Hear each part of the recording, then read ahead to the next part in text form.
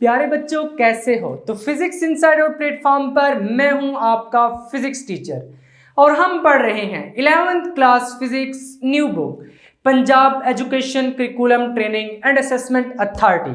और इस new book को लेकर के हमने स्टार्ट किया हुआ है चैप्टर नंबर 2 जिसका नाम है फोर्स एंड मोशन। और चैप्टर नंबर 2 का आर्टिकल नंबर 2.7 हम पढ़ रहे हैं मोमेंटम। और आज के लेक्चर में हम उसी का sub article law of conservation of momentum पढ़ने जा रहे हैं। इससे पहले कि आज के इस लेक्चर को स्टार्ट करें, अगर अभी तक आपने फिजिक्स इनसाइडर को सब्सक्राइब नहीं किया तो जल्दी से सब्सक्राइब करके बेल आइकन के बटन को क्लिक कर दें ताकि जैसे ही नेक्स्ट लेक्चर्स अपलोड हो आपको साथ के साथ नोटिफिकेशन मिलती रहें और आप एग्जाम की बहुत ही अच्छे से तैयारी कर सकें। और आज की इस वीडियो को लाइक कर दीजिए ताकि लेक्चर को पूरे मजे से स्टार्ट किया जा सके।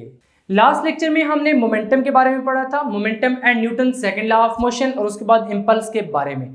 उस लेक्चर में हमने बहुत ही इंपॉर्टेंट कंसेप्ट डिस्कस किए थे कि हम Newton second law of motion को किस तरह मोमेंटम की फॉर्म में एक्सप्रेस कर सकते हैं और एक्चुअली मोमेंटम होता क्या है। उन्हीं कंसेप्ट्स को यूज करते हुए आज हम स्टडी करेंगे law of conservation of momentum को। इसलिए जरूरी है कि पहले वो वाले लेक्चर्स आपने सुने हुए हों। उन लेक्चर्स का लिंक आपको डिस्क्रिप्शन में मिल जाएगा और इसके साथ साथ कमेंट सेक्शन में मिल जाएगा, वहां से आप उनको इजीली असेस कर सकते हैं। Law of conservation of momentum को स्टडी करने से पहले जरूरी है कि आपको आइसोलेटेड सिस्टम्स के बारे में पता हो। आइसोलेटेड सिस्टम क्या होता है, इसको पढ़ने से पहले हमें यह पता होना चाहिए कि सिस्टम क्या चीज है। तो भाई सिस्टम कोई भी ऑब्जेक्ट या ग्रुप ऑफ ऑब्जेक्ट जिसको आप स्टडी कर रहे हैं दैट इज अ सिस्टम, और कोई उसकी एक डिस्टिंक्ट बाउंड्री होती है।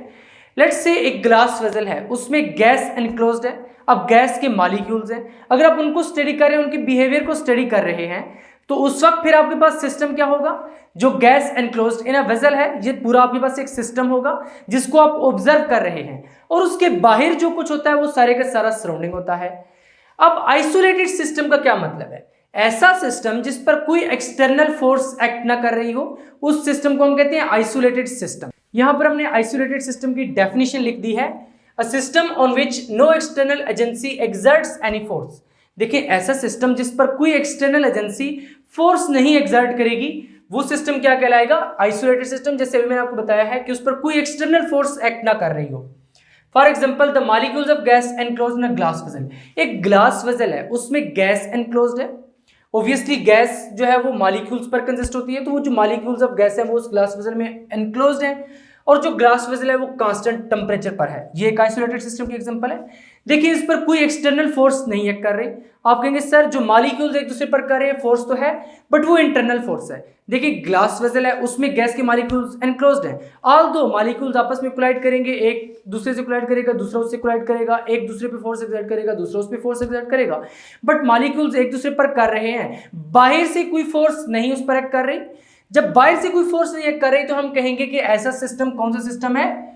Isolated system. Law of conservation of momentum की जो स्टेटमेंट है वो जिस तरह से है, the total linear momentum of an isolated system remains constant. इसका क्या मतलब है? देखिए, लीनियर मोमेंटम ये ऑलरेडी मैंने आपको लास्ट लेक्चर में पढ़ा दिया था, आइसोलेटेड सिस्टम अभी इस लेक्चर में बताया है। तो स्टेटमेंट ये कहती है कि जो total linear momentum of an isolated system है वो कांस्टेंट रहता है। इस स्टेटमेंट को समझने के लिए हम एक सिस्टम कंसिडर करते हैं जिसमें ये 2 बॉल्स हैं M1 और M2। ये जो सारा सिस्टम है ये आइसोलेटेड है, इसके ऊपर कोई बाहर से फोर्स एक्ट नहीं कर रही। यहां पर ये जो M1 ये इस बॉल का मैस है, M2 इस बॉल का मैस है, दोनों बॉल्स बिल्कुल स्मूथ हैं। और दूसरी इन बॉल्स की क्वालिटी ये है कि ये हार्ड बॉल्स हैं, दोनों बॉल्स मूव कर रही हैं। जो बॉल है जिसका मैस M1 है ये V1 वेलोसिटी के साथ मूव कर रही है इस डायरेक्शन में, और ये जो बॉल है जिसका मैस M2 है ये V2 वेलोसिटी के साथ मूव कर रही है, और ये दोनों एक ही डायरेक्शन में मूव कर रही हैं और इन दी लाइन मूव कर रही हैं। यानी इस तरह नहीं कि ये इधर वो इधर, बिल्कुल सीधी एक ही लाइन में मूव कर रही हैं। यहां तक आपको बात समझ आ गई? अब ये बॉल V2 वेलोसिटी के साथ मूव कर रही है, आगे भागी जा रही है। V1 वेलोसिटी के साथ जब वाली बॉल मूव कर रही है ये भागी जा रही है। अब V1 वेलोसिटी जब V2 से ज़्यादा थोड़ी ज्यादा होगी, ये भागकर उसको जाके टक्कर मारेगी। अब जब दोनों बॉल्स आपस में टकराएंगी तो क्या होगी? कुलियन होगी। और यहां पर एक और बात भी याद रखें, कुलियन का मतलब ये नहीं है कि दोनों बॉल्स लाजमी तौर पर इन कांटेक्ट आए। यहां पर तो इन कांटेक्ट आ रही हैं, बट फिजिक्स में जनरल कुलियन का मतलब आप लोग ये याद रखें कि बाल्स का या किसी भी टू बॉडीज का लाजमी नहीं है कि वो कोलाइड करें। इतना करीब आए दो बॉडीज कि एक बॉडी अपना मोमेंटम या काइनेटिक एनर्जी दूसरी को ट्रांसफर करे और दूसरी पहले वाली को ट्रांसफर करे, तो इस केस में हम कहते हैं कि कुलियन हुई है। बट यहां पर तो ऑब्वियसली बाल्स इन कांटेक्ट आ रही हैं। अब क्या होगा, ये बाल जाके उसको टक्कर मारेगी, वो आगे मूव कर रही है। अब ये बाल जिसका मैस m1 है, ये m2 पर कुछ फोर्स एक्सर्ट करेगी जिसको हम F वेक्टर कह रहे हैं। न्यूटन थर्ड लॉ कहता है कि जब एक बॉडी किसी दूसरी बॉडी पर फोर्स एक्सर्ट करती है तो दूसरी बॉडी उस पर रिएक्शन फोर्स एक्सर्ट करती है opposite in direction. Every action as a reaction, opposite in direction. अब ये जो एक्शन किया है यानी m1 ने m2 पर कुछ फोर्स एक्ट की है जिसको हम F वेक्टर कह रहे हैं, और m2 ने वापस m1 पर उतनी ही फोर्स एक्ट की है जिसको हम F डैश वेक्टर कह रहे हैं, और उसकी डायरेक्शन कुछ इस तरफ है। ये बाल जब v1 वेलोसिटी के साथ मूव कर रही थी, इसने उसको टक्कर मारी है, वो और आगे भागना शुरू हो गई है और ये भी साथ साथ आगे ही जाना शुरू हो गई है। बट अब वेलोसिटीज दोनों बाल की v1 v2 नहीं बल्कि पहली बाल की वेलोसिटी v1 डैश हो चुकी है और दूसरी बाल की वेलोसिटी v2 डैश हो चुकी है। इन शॉर्ट यहां पर दो बाल्स थी, पहली का मैस m1 था, दूसरी का m2 था। ये v1 के साथ मूव कर रही थी, v2 के साथ मूव कर रही थी। ये पहली बाल दूसरी के साथ जाकर टकराई क्योंकि इसकी स्पीड दूसरी की बनिस्बत थोड़ी ज्यादा थी। जब टकराई तो पहली ने दूसरी पर फोर्स एक्ट की, जब फोर्स एक्ट की उसको हम F वेक्टर से रिप्रेजेंट कर रहे हैं। न्यूटन थर्ड लॉ के मुताबिक दूसरी भी पहली पर फोर्स एक्ट करेगी जिसको हम रिएक्शन फोर्स कह रहे हैं और वो F डैश वेक्टर के इक्वल है। अब जब पहली बाल ने दूसरी बाल के साथ कोलाइड किया है तो दूसरी बाल क्या करेगी, आगे भागना शुरू कर देगी और ये भी साथ साथ आगे चलती जाएगी। बट इस केस में इनकी वेलोसिटी सेम जाएंगी, इसकी v1 डैश वेक्टर हो जाएगी और उसकी v2 डैश वेक्टर हो जाएगी। अब यहां पर एक्चुअली क्योंकि हमने इस स्टेटमेंट को प्रूव करना है तो नीचे प्रूफ की हेडिंग लगाई है, consider a system consisting of two smooth hard balls. ये दो बिल्कुल स्मूथ और हार्ड बाल्स हैं of message m1 and m2, जिनमें से पहली बाल का मैस क्या है m1 और दूसरी बाल का मैस क्या है m2, moving in the same direction. देखिए दोनों सेम डायरेक्शन मूव कर रही है, ये भी इसी डायरेक्शन मूव कर रही है और ये भी इसी डायरेक्शन में मूव कर रही है, and interacting with each other, और एक पॉइंट पर वो जाकर दोनों आपस में इंटरेक्ट करती हैं।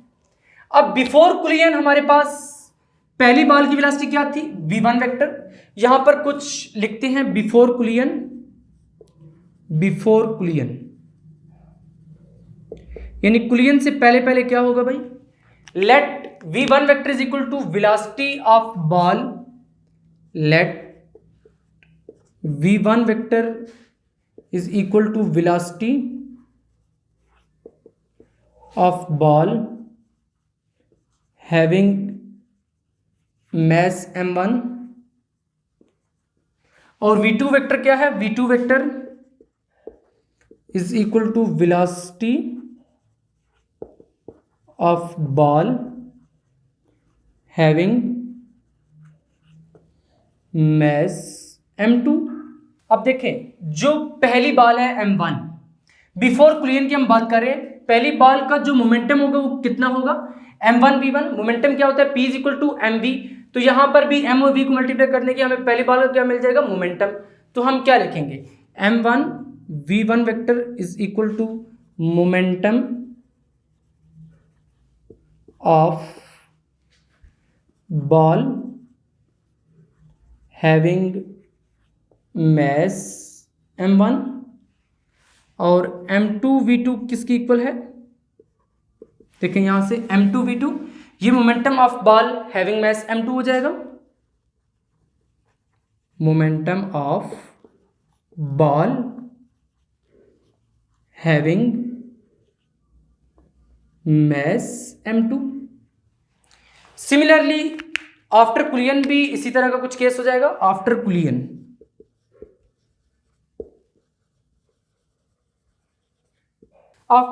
के केस में यहां पर आप देखें, ये आफ्टर कुलियन का केस है। यहां पर v1 डैश वेक्टर क्या है, velocity of ball having mass m1। Before collision m1 की वेलोसिटी v1 वेक्टर थी, बट आफ्टर कुलियन m1 की जो वेलोसिटी है वो v1 डैश है, तो यहां पर हम लिख दिए v1 dash velocity of ball having mass m1, और v2 डैश क्या है, ये velocity of ball having mass m2 है। सिमिलरली यहां पर भी जब आप बॉल m1 का मोमेंटम निकालेंगे तो किस तरह से निकालेंगे, मूव कर रही है, हर मूविंग बॉडी का कुछ ना कुछ मोमेंटम होता है, तो यहां पर भी इस मास को इस वेलोसिटी को मल्टीप्लाई कर देंगे, m1 v1 डैश वेक्टर, ये momentum of ball having mass m1 हो जाएगा, और m2 v2 डैश वेक्टर, ये क्या हो जाएगा, momentum of ball having mass m2। अब यहां पर देखने वाली बात यह है कि जो बॉल है जिसका मास m1 था उसकी वेलोसिटी बिफोर कोलिजन कितनी थी, v1, और आफ्टर कोलिजन उसकी वेलोसिटी क्या हो गई, v1 डैश। देखिए जब वेलोसिटी चेंज हुई है तो ऑब्वियसली इनका मोमेंटम भी तो चेंज हुआ होगा। यहां पर देखिए m1 v1 vector, m1 v1 dash vector, जब चेंज इन मोमेंटम की बात आ जाए तो वहां पर भाई न्यूटन सेकंड लॉ लगता है चेंज इन मोमेंटम निकालने के लिए। तो सबसे पहले हम क्या करेंगे, change in momentum of ball having mass m1 निकालेंगे, फिर change in momentum of mass m2 निकालेंगे, फिर आगे से हम नेक्स्ट प्रोसीड करेंगे। जब चेंज इन मोमेंटम की बात आ गई है तो फिर हम Newton second law of motion को यूज करेंगे जो कि हमने इन टर्म ऑफ मोमेंटम लिखा था। तो यहां पर क्या लिखेंगे, according to Newton second law of motion. तो भाई Newton second law of motion क्या कहता है, जो हमने in terms of momentum discuss किया था वो कुछ इस तरह से है, F vector is equal to M V F vector minus M V I vector divided by T. अगर इस टी को उधर जाकर आप मल्टीप्लाई कर दें, F vector multiplied by T is equal to M V F vector minus M V I vector. ये तो एक जनरल फॉर्म है। अब हमने सबसे पहले क्या करना है, इस m1 के लिए चेंज इन मोमेंटम निकालना है, क्योंकि बिफोर कोलिजन इसकी वेलोसिटी v1 थी, आफ्टर कोलिजन इसकी वेलोसिटी चेंज हो गई, वो v1 डैश हो गई। जब वेलोसिटी में चेंज आया है तो मोमेंटम में तो चेंज आएगा, क्योंकि मोमेंटम क्या होता है, p is equal to mv। जब v चेंज होगा तो p चेंज होगा, तो चेंज इन मोमेंटम हमें कहां से मिलता है, यहां से, इस इक्वेशन से। वो किसके इक्वल होता है, f vector multiply by t के। तो अब हम क्या लिखेंगे, टू फाइंड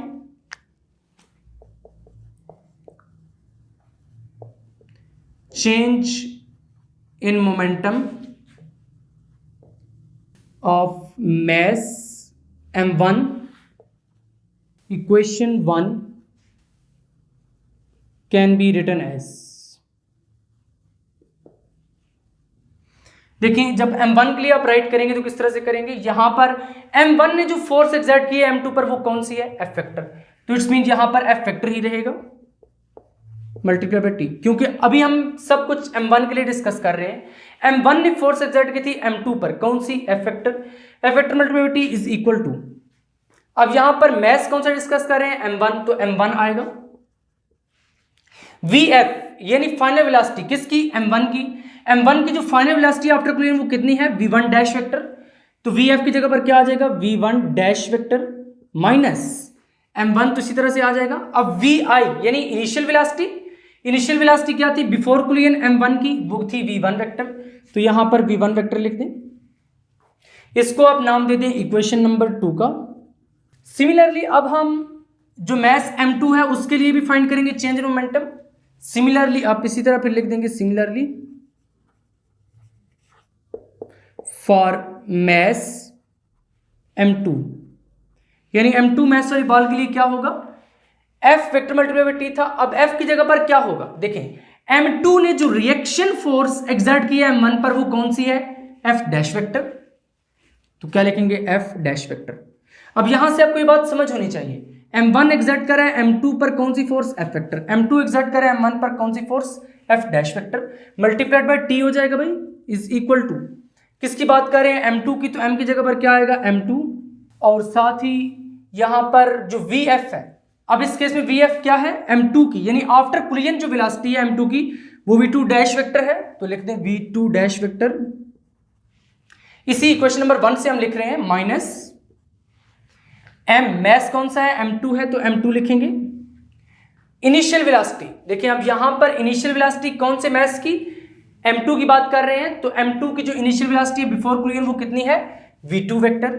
तो इसको v2 वेक्टर लिख दें, यहां पर इसको आप इक्वेशन नंबर 3 कह दें।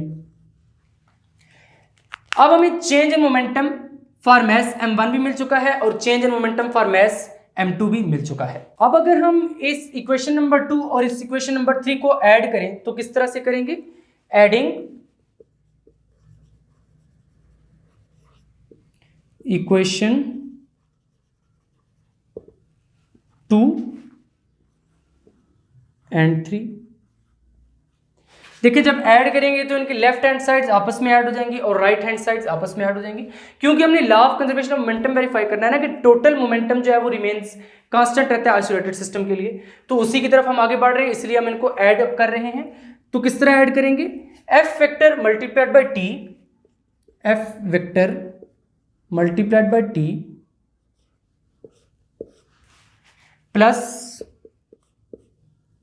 F dash vector multiplied by T is equal to m1 v1 dash vector, पहले 2 को लिख रहे हैं, m1 v1 dash vector minus m1 v1 vector plus साथ इसको ऐड करना है तो प्लस लिख के आगे इसको लिख दिया m2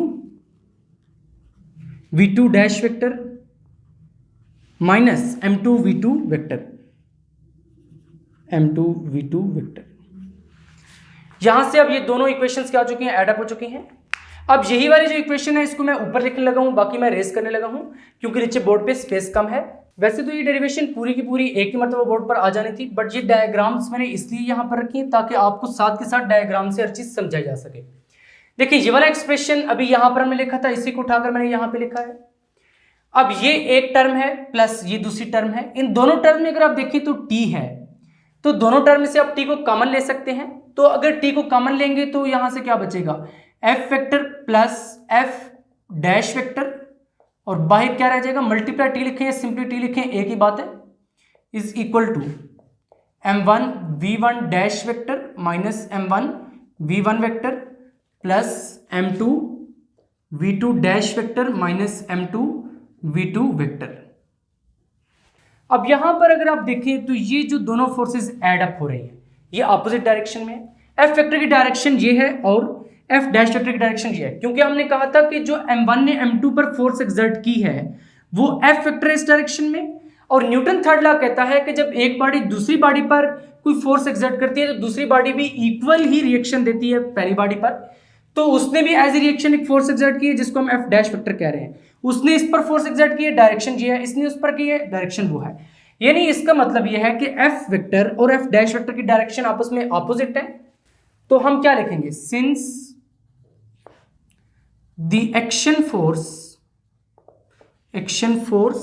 F vector is equal and opposite to the reaction force. Reaction force कौन सी थी? एफ डैश वेक्टर, क्योंकि m1 ने एक्शन किया था m2 पर, वो एफ वेक्टर फोर्स ही उसने एक्सर्ट की थी। m2 ने वापस इस पर फोर्स एक्सर्ट किया जो कि एफ डैश वेक्टर है, तो यहां पर हम लिखेंगे reaction force F dash vector, comma we have, फिर हमारे पास क्या बन जाएगा? F vector is equal to minus F vector. अब देखें जब मैंने आपको इक्वेशंस ऑफ मोशन पढ़ाई थी वहां पर मैंने आपको ये बात बताई थी कि जब एक वेक्टर की डायरेक्शन दूसरे वेक्टर के ऑपोजिट हो जाती है तो उसके साथ फिर हम क्या लगाते हैं? माइनस लगाते हैं। ये एफ डैश वेक्टर है, एफ वेक्टर की डायरेक्शन इस तरफ थी, एफ डैश वेक्टर की एफ वेक्टर से ऑपोजिट थी, जब ऑपोजिट थी तो इसके साथ फिर क्या आ जाएगा? माइनस आ जाएगा।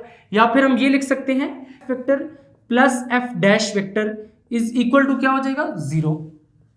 कुछ स्टूडेंट्स कहते हैं कि सर हमें ये वाली चीज नहीं समझ आई, तो ये चीज आपको समझ आनी चाहिए। कुछ इसी तरह से है, यहां पर था F vector plus F dash vector, हमने क्या कहा? एफ वेक्टर किस इक्वल है? माइनस एफ डैश वेक्टर के। तो जब यहां पर माइनस एफ डैश वेक्टर लिखेंगे प्लस एफ डैश वेक्टर तो माइनस प्लस यानी F dash vector minus F dash vector किस इक्वल हो जाएगा? 0 के। तो ये क्या बताता है कि ये जो F vector plus F dash vector है ये किसके इक्वल है? 0 के। इसलिए हमने ये चीज देखी है F vector plus F dash vector is equal to 0। अब ये चीज जब 0 के इक्वल आ गई इसको उठाकर आप इसमें पुट कर दें। सो इसको फिर आप कोई नाम दे दें इक्वेशन नंबर 4 का, क्योंकि 1 2 3 तो हो चुकी हैं तो उसको 4 का नाम दे दें, कामा। सो इक्वेशन 4 बिकम्स, तो भाई इक्वेशन 4 क्या बन रही है आपके पास? यहां पे आप 0 पुट कर देंगे, 0 into T is equal to m1 v1 dash vector minus m1 v1 vector plus m2 v2 dash vector minus m2 v2 vector, ये चीज 0 के इक्वल हो जाएगी। 0 is equal to m1 v1 dash vector minus m1 v1 vector plus m2 v2 dash vector minus m2 v2 vector. अब यहां पर ये क्या चीज है, मोमेंटम ऑफ m1 है आफ्टर कुलियन, क्योंकि यहां पर v1 डैश वेक्टर है। ये क्या चीज है, momentum of m1 before कुलियन। Final momentum minus initial momentum, it's mean ये क्या है, change in momentum, change in momentum of ball m1।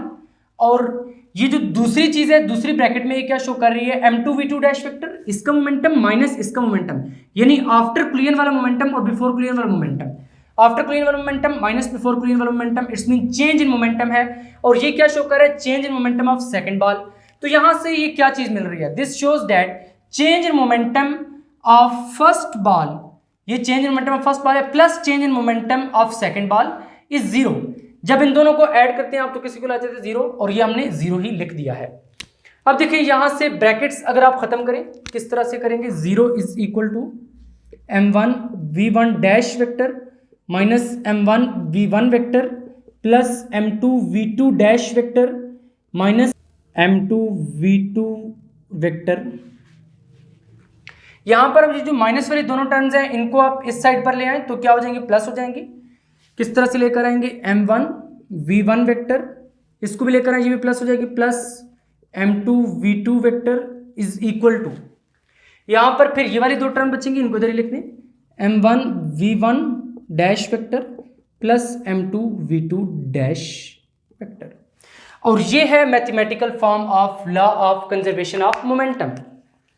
देखें m1 v1 इस बॉल का मोमेंटम है, m2 v2 इस बॉल का मोमेंटम है, यानी टोटल मोमेंटम बिफोर कुलियन से पहले इस बॉल का मोमेंटम m1 v1 था, इसका m2 v2, इनको ऐड कर दें तो ये चीज आ जाती है। फिर आफ्टर कुलियन इस बॉल का momentum m1 v1 dash vector, वो ये plus m2 v2 dash vector, यानी दूसरी बॉल का। इसका मतलब है कि total momentum before collision is equal to total momentum after collision.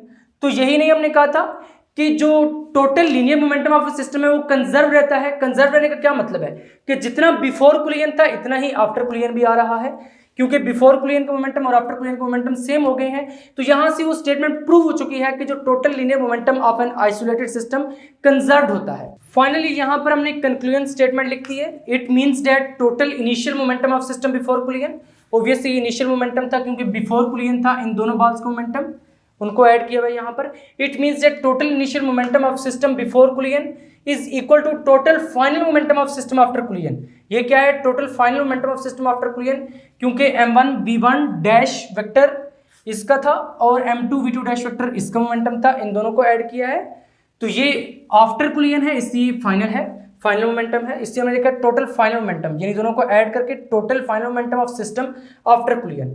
तो यहां से क्या प्रूव हुआ कि total initial momentum of system before collision is equal to total final momentum of system after collision. अब ये जो स्टेटमेंट है ये बहुत ही इंपॉर्टेंट स्टेटमेंट है, the total change in momentum of the isolated two ball system is 0। Total change in momentum का क्या मतलब है, देखिए ये इनिशियल मोमेंटम है, ये फाइनल मोमेंटम है।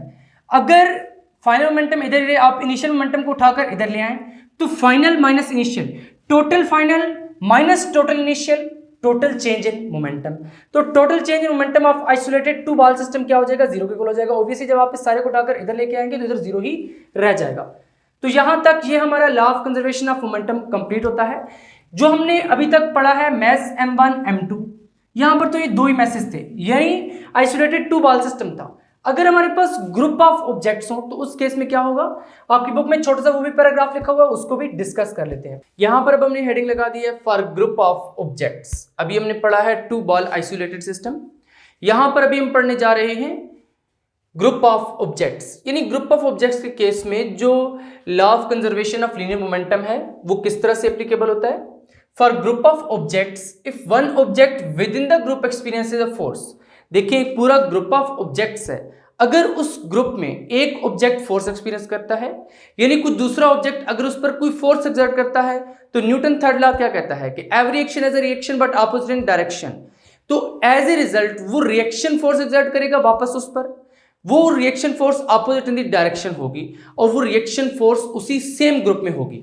यहां पर हमने यही लिखा है, if one object within the group experiences a force there must exist an equal but opposite, यानी equal but opposite reaction force होती है on other object in the same group. यहां पर सेम ग्रुप हमने इसीलिए लिखा है कि बाहर से कोई फोर्स उस पर असर नहीं कर रही, क्योंकि यहां पर सिस्टम क्या है, आइसोलेटेड सिस्टम है, no external agency exerts any force. As a result, the change in momentum of the group of objects as a whole is always zero. देखें, law of conservation of momentum क्या कहता है, total initial momentum before collision is equal to total final momentum after collision, यानी initial momentum और final momentum of the system क्या है, equal है।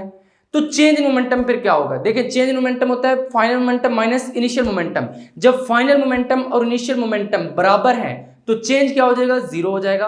तो यहां से हमने यही लिखा है, as a result the change in momentum of the group of objects as a whole is always zero. तो भाई law of conservation of momentum की स्टेटमेंट ही यही है। तो यहां से आपको समझ आ गया कि law of conservation of momentum actually क्या चीज है। फाइनली आज के लेक्चर में हमने law of conservation of momentum के बारे में पढ़ा है, जो कि 11th क्लास फिजिक्स का एक बहुत ही इंपॉर्टेंट आर्टिकल है। यूजुअली लॉन्ग क्वेश्चन में ये पूछा जाता है और स्टेटमेंट कुछ इस तरह से आती है, state and explain law of conservation of linear momentum, या फिर इस तरह से कहते हैं state and prove law of conservation of linear momentum. इस तरह की स्टेटमेंट आ जाती है। वहां पर फिर स्टूडेंट्स देखते हैं कि हमने तो law of conservation of momentum पढ़ा हुआ है, हमने तो लीनियर मोमेंटम का लॉ पढ़ा हुआ ही नहीं है। तो भाई यही जो मोमेंटम है, यही लीनियर मोमेंटम है। मैं आपको ऑलरेडी लास्ट लेक्चर में एक्सप्लेन कर चुका हूं कि लीनियर मोमेंटम का क्या मतलब होता है।